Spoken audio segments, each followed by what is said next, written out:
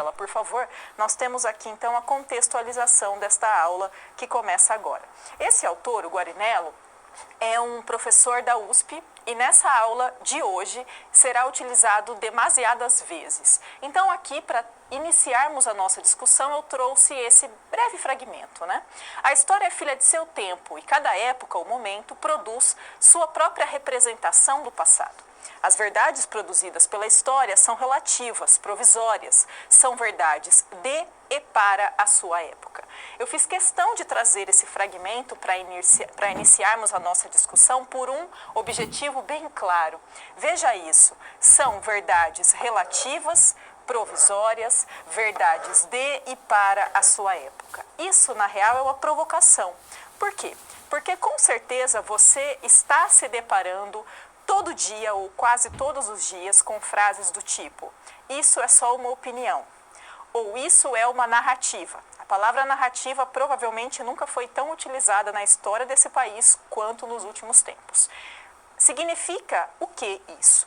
Quando eu falo que a verdade trazida pela história é uma verdade produzida por uma época e de acordo com essa época, significa dizer o seguinte: um historiador, uma historiadora, pesquisa fontes primárias, fontes secundárias, se debruça sobre essas fontes e produz um discurso a partir dessas fontes. Note esse destaque. Produz um discurso, produz uma narrativa a partir da leitura dessas fontes. Ou seja, não é um achismo. Não é com base em nada. Não é porque eu quis falar isso ou o ciclano quis falar aquilo. É uma leitura a partir de fontes, a partir de uma pesquisa, a partir de um objeto de pesquisa, caso você prefira esse termo. Apesar de que na história nós utilizamos de modo mais corriqueiro a palavra fonte. Fonte histórica, como você bem sabe. Significa que falar que a história é relativa é dizer que essa história pode ser revisitada, essa história pode ser reelaborada, pode ser reinterpretada, o que tem todo sentido. Afinal de contas, se nós chegássemos a uma verdade absoluta, para que serviria a história? Se aquilo, a verdade, o tudo já tivesse sido feito, seria uma ciência morta. Se tudo já foi produzido, se tudo já foi dito, se tudo já foi interpretado a respeito do Egito Antigo, acabou, não tem mais o que fazer. Consegue entender isso? O que nós podemos fazer agora? Pensar outras coisas a respeito do Egito Antigo, ou pensar a partir de outras perspectivas, a partir de outras fontes, a partir de outras descobertas a respeito desse Egito Antigo. Pensar a partir de outras perguntas. Perguntas estas que são elaboradas de acordo com o que nos interessa agora, o que nos pega agora, o que diz da gente agora. É por isso que, como tem esse fragmento inicial que é realmente uma provocação, é isso. É nós pensarmos sobre outras épocas, outros contextos, de acordo com perguntas que não são atuais, de acordo com temáticas, com assuntos que nos interrogam, que nos questionam, que nos trazem curiosidade. E isso faz com que a história possa ser revisitada, repensada, reelaborada. Mas, destaco pela milésima vez, sempre a partir de fontes e não a partir de achismos. Fechamos esse bloco.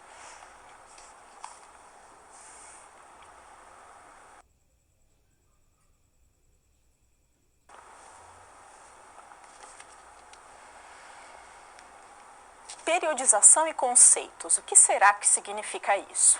Você, como estudante de história, já sabe que nós precisamos trabalhar com recortes. Recortes temporais, recortes espaciais.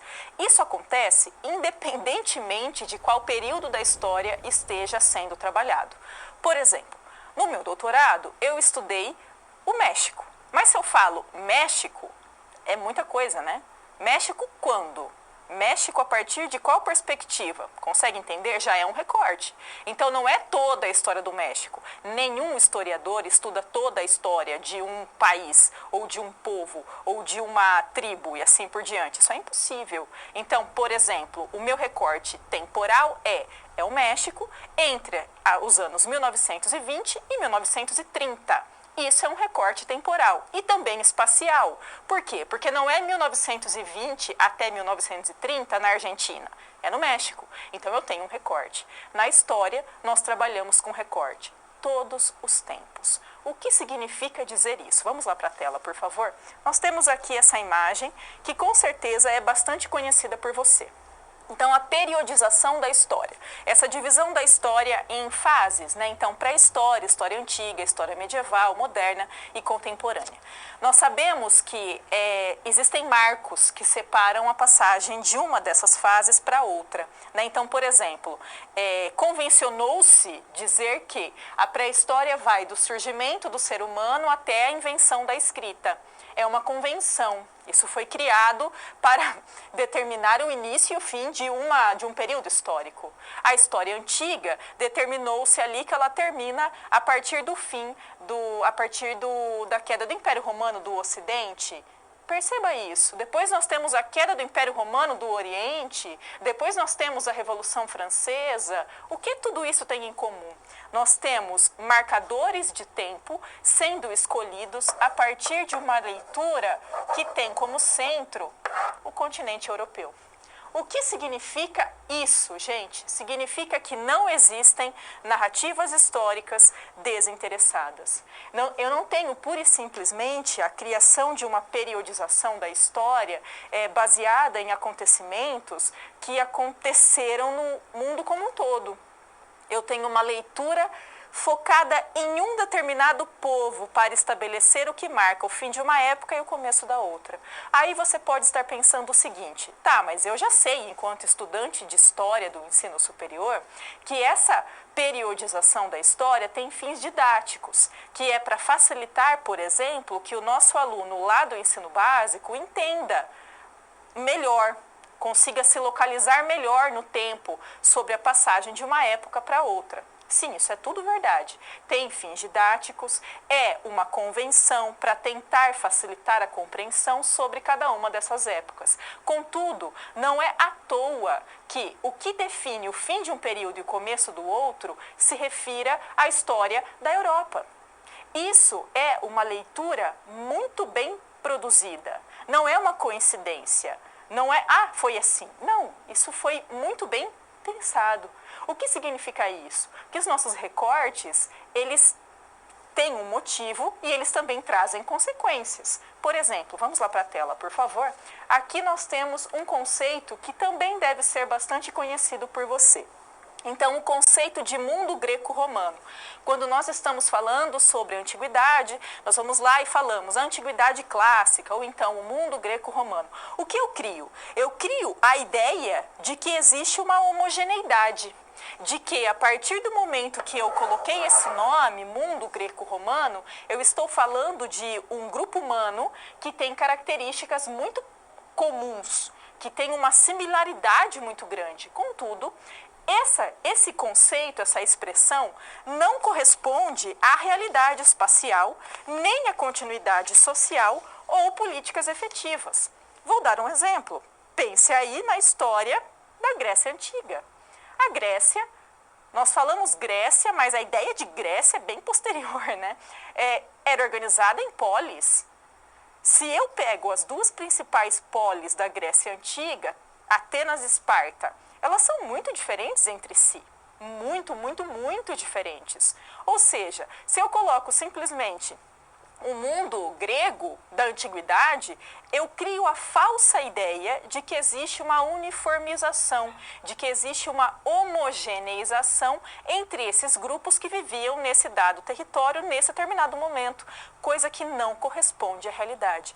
A mesma coisa se eu falo, por exemplo, sobre a Roma na antiguidade. De imediato costuma vir à cabeça o Império Romano.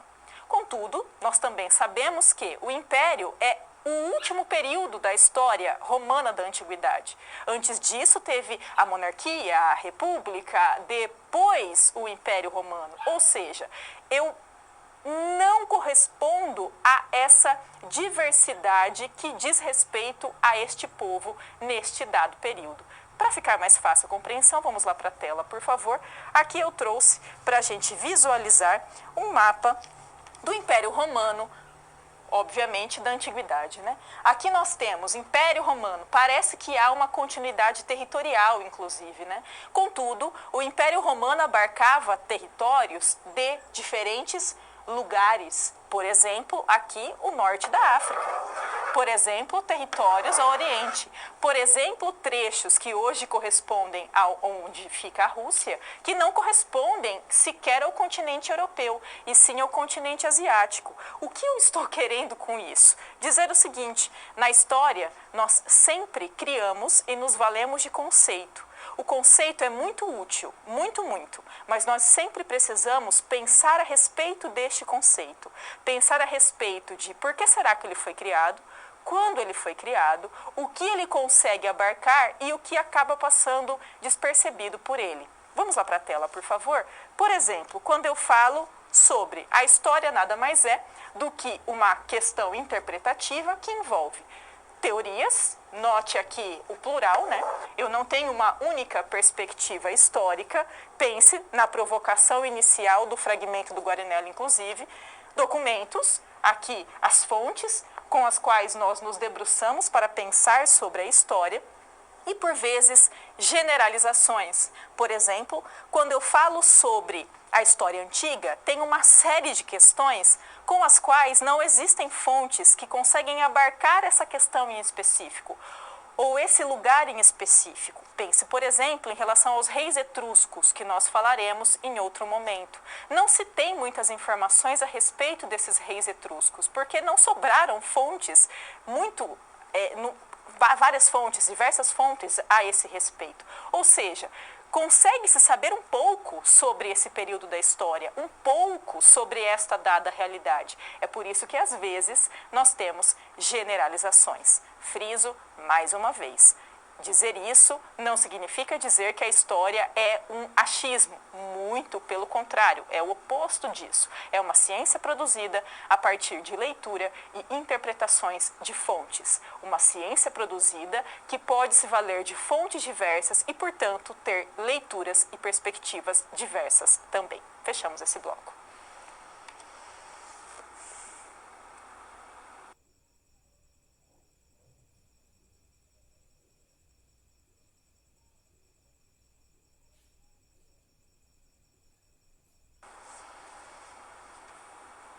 Formas e contextos são conceitos criados pelo Norberto Guarinello, esse professor da USP, para pensar a respeito da realidade na antiguidade. Vamos lá para a tela, por favor. Nós temos aqui, então, essa noção, né? Formas e contextos. O que significa isso? É um ato de elaborar generalizações. Em que sentido? Um jogo interpretativo que o historiador opera para que documentos e fontes históricas dialoguem entre si. Prestem atenção nesta expressão aqui, dialoguem entre si. O que isso significa? Bom, você talvez já tenha se deparado em algum texto, ou mesmo em algum vídeo, com expressões do tipo, as fontes não falam. E não fala mesmo, né? Um documento, seja um documento oficial, seja uma fotografia, uma cerâmica, qualquer fonte que passar aí pela sua cabeça, ele não fala por si só. É o pesquisador, a pesquisadora que vai analisar essa fonte. Tanto é que, para pensar sobre uma dada sociedade, independente de qual período histórico, independente de qual região eu esteja pensando, eu preciso me valer de fontes diversas. Várias fontes escritas, várias fontes visuais, história oral, várias coisas, para tentar entender esta dada realidade. Daí essa expressão, para que as fontes dialoguem entre si. Note isso. A fotografia nunca vai dialogar sozinha com o texto escrito. É preciso que uma pessoa pegue essa fotografia, pegue esse texto escrito e consiga entender de que modo há uma conexão entre eles, de que modo essas fontes foram produzidas, quando foram produzidas, por quem foram produzidas, com qual objetivo foram produzidas, para, a partir dessas questões, eu ter a possibilidade de entender e de pensar sobre este dado contexto.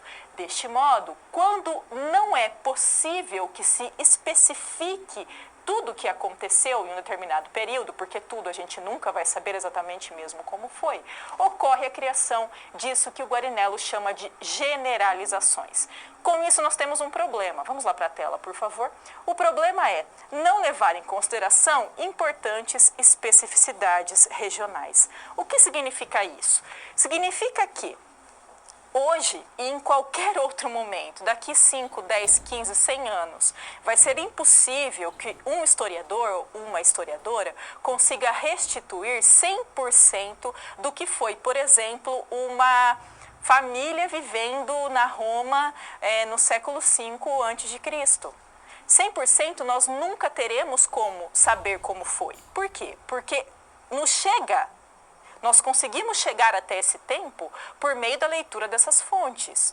Fontes essas que são diversas, como eu estou falando aqui várias vezes. Agora, há uma leitura dessas fontes para se criar conexão entre elas e ser possível a criação de um discurso a respeito dessa dada realidade. Significa que determinadas especificidades daquele contexto nós não teremos como entender. Por quê? Porque nós trabalhamos com leituras sobre o passado e não com reconstituição do passado. A reconstituição é impossível. É impossível nós sabermos integralmente, 100% sobre o que aconteceu. Seja na Roma Antiga, seja no Brasil em 1800, seja na Bolívia em 2005. 100% não dá. Nós trabalhamos com leituras a respeito de uma dada realidade em um determinado tempo. Vamos lá para a tela, por favor. Seguindo aqui, então, um exemplo. Quando nós falamos em pré-história, bom, foi convencionado que pré-história é o período de tempo que vai do surgimento do ser humano até a invenção da escrita. Deste modo, para que nós tenhamos algum conhecimento a respeito deste período, nós precisamos nos valer de fontes não escritas, uma vez que a pré-história termina justamente quando há a invenção da escrita. Se nós pensarmos de um jeito mais atual na história, não faz sentido isso, né? Por quê? Porque seria dar muita importância ou só importância a documentos escritos. E nós ainda bem sabemos, há um tempo significativo, que fontes não escritas, ou seja, fontes visuais, por exemplo, têm tanta importância quanto as fontes escritas. Isso é uma nova forma de se pensar e estudar a história. Mas, inclusive, o simples modo de se pensar a pré-história já foi reelaborado também. Por exemplo, até o século XVIII havia o predomínio da versão bíblica. E a pré-história era entendida como um curto espaço de tempo. Agora, a partir ali do final do século XIX, nós temos a criação desse termo, né? Se cunha esse termo pré-histórico para se referir aos acontecimentos nas sociedades humanas anteriores à invenção da escrita. E a partir dali passa-se a pensar e a utilizar de fontes diversas para tentar se entender como que ocorreu essa vida em sociedade neste período de tempo que está tão distante de nós. Daí nós temos, por exemplo, esse diálogo tão grande com a arqueologia. Pense aqui no Brasil, quando nós falamos em pré-história americana, afinal de contas, todos nós somos americanos aqui do continente chamado América, né? Da importância que tem os sítios arqueológicos do Piauí, do Tocantins, então a Serra da Capivara, por exemplo, com suas pinturas rupestres que possibilitam que nós tenhamos a condição de entender sobre como se organizava ações cotidianas como a caça, como a organização social dos povos que ali viviam. É uma pintura rupestre, logo é uma fonte não escrita, logo é a história se valendo de fontes diversas, escritas ou não, imagéticas, quando é possível, não é o caso, mas quando é possível de fontes orais também, para tentar pensar sobre como viviam essas sociedades, como elas elaboravam questões simbólicas. Nós temos que pensar nas sociedades para além daqui dos modos de produção, para além de quais eram as ferramentas que elas utilizavam ou o que elas plantavam, e também a forma como elas conviviam entre si, como as pessoas conviviam entre si, qual era os imaginários que existiam. E as representações nas cavernas é um ótimo exemplo que nós podemos nos valer para tentar entender sobre essas dadas sociedades. Fechamos esse bloco.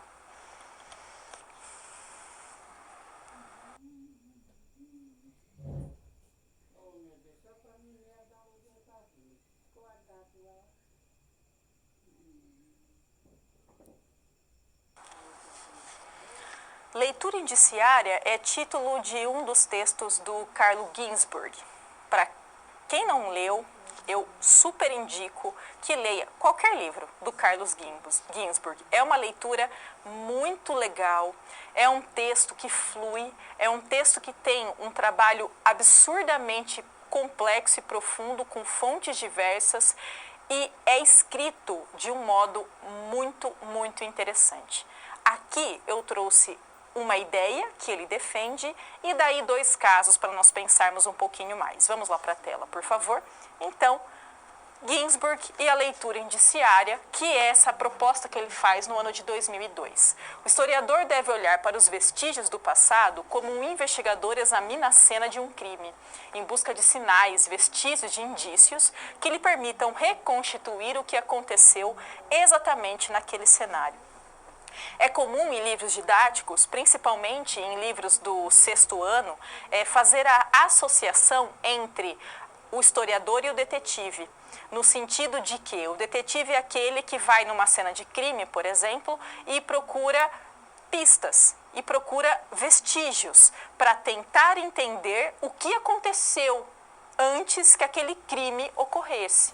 Então, vestígios materiais, digitais, alguma coisa fora de lugar, alguma marca, assim por diante.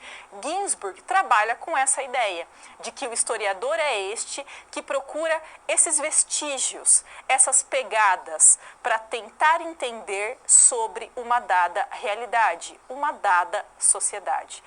Feito isso, eu escolhi 2 exemplos. Um deles, da Roma Antiga, o outro da Grécia Antiga. Vamos lá para a tela, por favor. Então, o primeiro caso. Aqui nós temos um fragmento em que o Suetônio descreve o início do governo de Nero. Com certeza, assim que você viu aqui o nome Nero, já deve ter vindo à sua cabeça aquilo, Nero tacou fogo em Roma. Porque é a primeira coisa que nós pensamos mesmo. Porque é isso que mais foi dito, é isso que mais foi disseminado na história. Agora vamos pensar sobre como será que foi que essa história foi elaborada. Então aqui nós temos esse fragmento de autoria do Suetônio. Primeiro é importante que você tenha uma informação. Nós temos principalmente 3 pessoas que escreveram sobre Nero naquele contexto. São o Suetônio, que é este do fragmento, o Tácito e o Cássio. Os 3 escreveram não exatamente na mesma época, mas os 3 têm uma característica em comum. Todos eles faziam parte da aristocracia romana. Isso é muito importante que nós saibamos. Por quê? A aristocracia romana era aquela que formava, que compunha o Senado romano. E Nero, durante o seu governo, entrou em choque várias vezes com o Senado romano. Aí você pode pensar o seguinte, tá, mas o que isso tem a ver? Tem tudo a ver. Eu estou falando de alguém que elaborou um texto a respeito de Nero, e esse alguém faz parte de um grupo social que constantemente entrou em choque com o tal do Nero. É daí quando nós falamos, interrogue a fonte. Pense quem escreveu, quando escreveu, por que escreveu. Qual intenção será que essa pessoa teve? Então, Suetônio fazia parte da aristocracia que compunha o Senado este que teve vários conflitos com o Nero. Vamos ver o que ele escreveu, vamos lá para a tela. Então, na ânsia de dar uma ideia mais nítida do seu caráter, após haver declarado que reinaria de acordo com os princípios de Augusto, não perdeu nenhuma ocasião de demonstrar a sua liberalidade, sua clemência.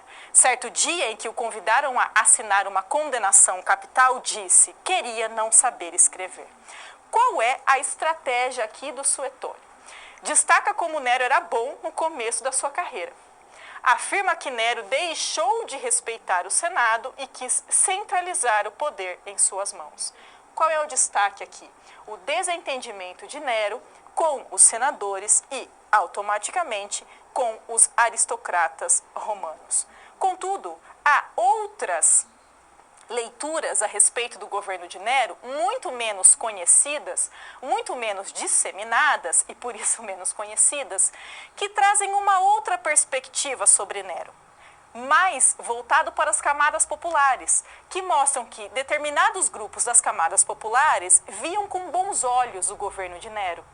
Isso nos chega muito pouco, nós sabemos bem menos sobre isso. Por quê? Porque esses aristocratas que criaram essa leitura em específico sobre Nero compunham um grupo social que estava em choque constante com esse governante. Significa que eu estou aqui defendendo que Nero foi um ótimo? Não, não é isso. É só nós pensarmos que eu preciso entender quem é essa pessoa que escreveu, em qual contexto ela escreveu e com qual objetivo será que ela escreveu. Lembre aí do trecho do Ginsburg. O historiador é este que procura vestígios, procura pistas para tentar entender sobre uma dada realidade. Vamos lá para a tela novamente. Aqui nós temos um fragmento que foi escrito por um homem dando esclarecimentos a respeito de como a sua esposa deveria agir na Grécia Antiga. Vamos lá. Ora, como essas duas funções, o trabalho, funções de trabalho, do interior e do exterior exigem atividade e cuidado, os deuses tornaram a natureza da mulher própria aos trabalhos do interior e a do homem própria para os trabalhos do exterior. Será necessário que fique na casa, que mande sair o grupo de empregados, que tenha o que fazer fora. Veja isso. Nós temos aqui, retomando, um fragmento que é de um homem dando essas indicações sobre como a sua esposa deveria proceder. E começa dizendo que os deuses tornaram a natureza da mulher. Veja, é uma tentativa de se isentar da responsabilidade. Então os deuses que definiram isso, não fui eu, nem os outros homens. Assim é, porque os deuses quiseram, note isso. Mas, ao mesmo tempo em que se destaca que os deuses criaram essa natureza da mulher própria para o trabalho de casa, o trabalho do interior, já mais para o final do fragmento, se fala sobre, será necessário que fique em casa, mas que mande sair o grupo de empregados, que tenham que fazer fora, ou seja, essa mulher também tem a autonomia e o dever de cuidar desses trabalhadores que ocupam esse espaço doméstico. Note que aqui nós temos uma visão que não vou dizer contraditória, porque seria muita coisa dizer contraditória, mas ela é mais ampla, porque se fala sobre esse trabalho interno, mas também se coloca um trabalho externo, se diz que é interno porque os deuses quiseram, numa tentativa de dizer que não foram os homens que criaram. Note isso, eu preciso parar para pensar, para questionar sobre quem produziu isso, quando produziu isso, por que produziu isso, e assim por diante. Quando nós falamos, inclusive, sobre mulheres na Grécia Antiga, vamos lá para a tela, por favor, nós temos as ânforas gregas. Ânforas que são das principais fontes para nós entendermos determinadas práticas na antiguidade. Então, nós temos ânforas que são ornamentadas, que tem ali a presença maciça da figura feminina, demasiadas vezes, tanto ocupando o ambiente doméstico, então o ambiente do lar, como também o ambiente público, então tocando instrumentos, por exemplo, como é o caso aqui da segunda ânfora e assim por diante. Veja, o simples fato de nós, historiadores, trabalharmos com ânforas, que é ligado diretamente a uma produção cultural, a antropologia, a arqueologia, já comprova um diálogo da história com outras áreas do conhecimento, visando entender sobre uma dada sociedade em um dado espaço de tempo. Fechamos esse bloco.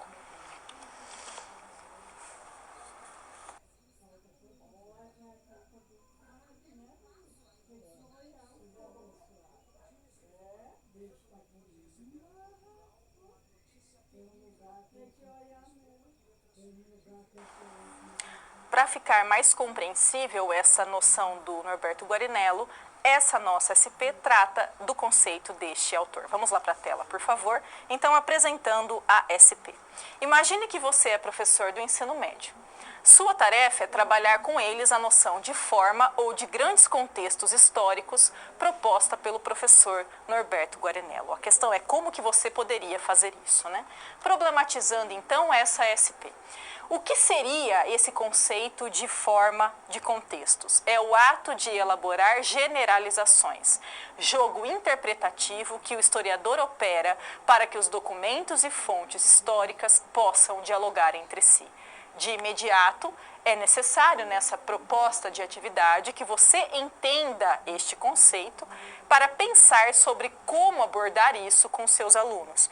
Mais importante, pensando no ensino básico, do que seus alunos compreenderem quem é o Guarinello e o nome desse conceito, é ele entender na prática como que isso pode ser feito. Muito mais importante.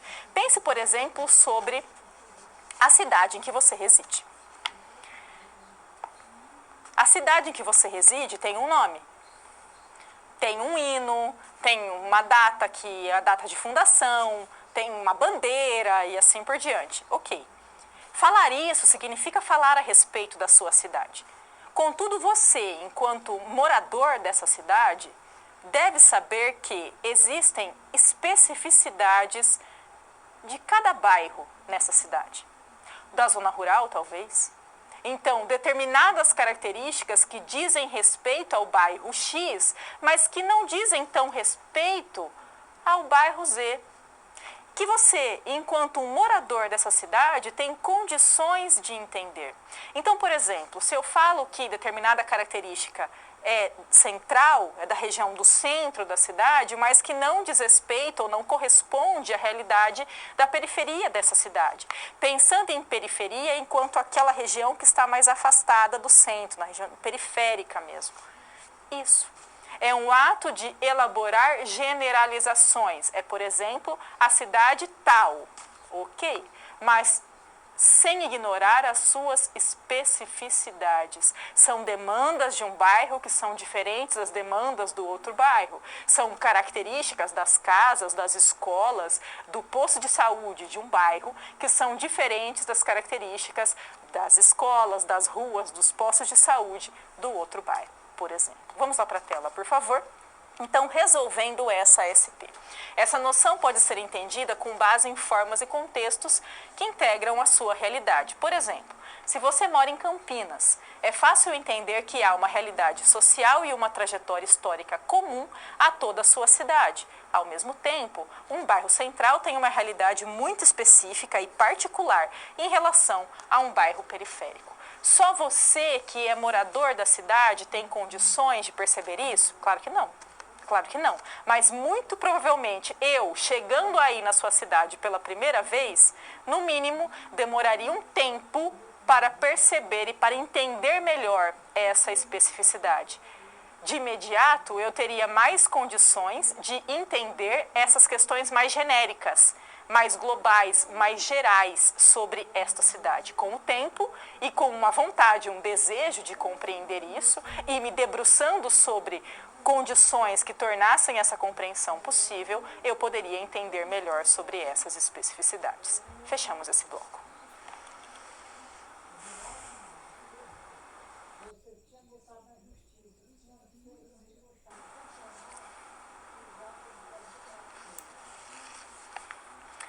Vamos lá para a tela ver a nossa primeira interação. Considerando o contexto eurocêntrico de criação das noções de pré-história e história antiga, é possível utilizar essas formas, então essa ideia de pré-história, história antiga, em relação à história do Brasil? Pense um pouquinho a respeito.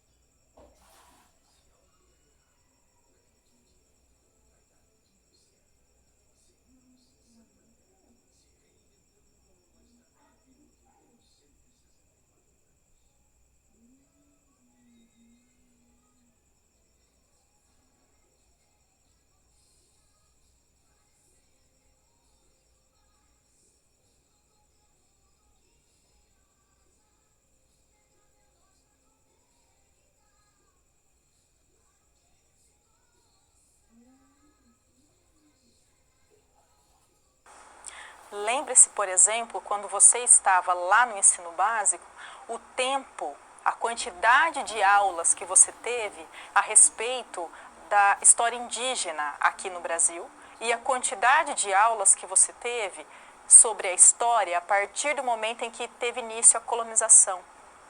Isso serve para nós entendermos a importância que se dá, a valorização que se dá a um ou outro período.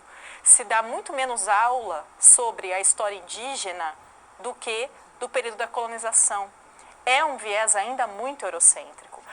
A BNCC inicialmente tinha um dos objetivos de dar uma alterada nesse sentido.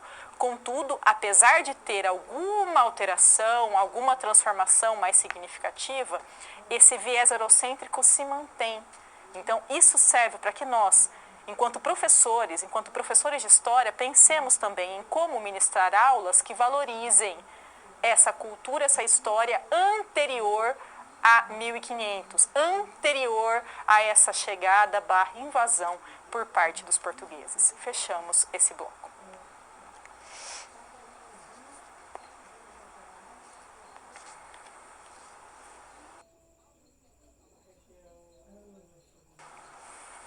Debates contemporâneos a respeito da história antiga. O que significa isso?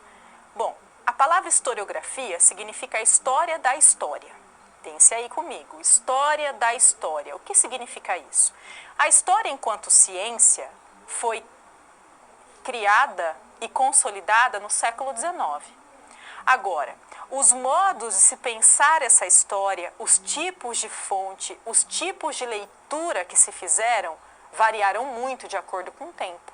Coisas que nós nos interessamos hoje são diferentes de coisas que interessavam, por exemplo, um historiador no século XIX. Perguntas que nos são caras hoje são diferentes das perguntas que eram interessantes, que eram consideradas importantes por alguém no século XIX. Pense, por exemplo, agora nós estamos, século XXI, pensando sobre, dentre outras coisas, sujeitos históricos. Então, a questão de equidade de gênero, de igualdade de gênero. Não é à toa que estão aparecendo nome de artistas mulheres renascentistas, nome de escritoras, de mulheres escritoras em diversos períodos históricos. Aí você pode pensar, tá, mas se é uma artista mulher do Renascimento, ela já existia ali no Renascimento e já era artista. Sim, é verdade. Mas ela não foi considerada por essas pessoas que produziram a história até então. Hoje começa a se pensar sobre, opa, será que tinha mulher artista lá no Renascimento? Nossa, tinha? Quem eram essas mulheres? Que tipo de obra elas produziam? Por que elas foram silenciadas por tanto tempo? Veja, o Renascimento já foi. Esse período da história já foi. O que mudou? Mudou as perguntas que nós fazemos, que nós elaboramos para pensar sobre esse momento histórico. Então, as mulheres, elas já estavam ali. As mulheres já faziam parte da sociedade romana na antiguidade. As mulheres já faziam parte da sociedade egípcia na antiguidade. Acontece que não se tinha uma leitura, uma interpretação histórica que tivesse essa perspectiva. Agora, nos últimos anos, é que ela começa a ser elaborada. O que nós vamos fazer agora é pensar um pouco sobre como essa história da antiguidade foi produzida em diferentes momentos. Vamos lá para a tela, por favor. Aqui nós temos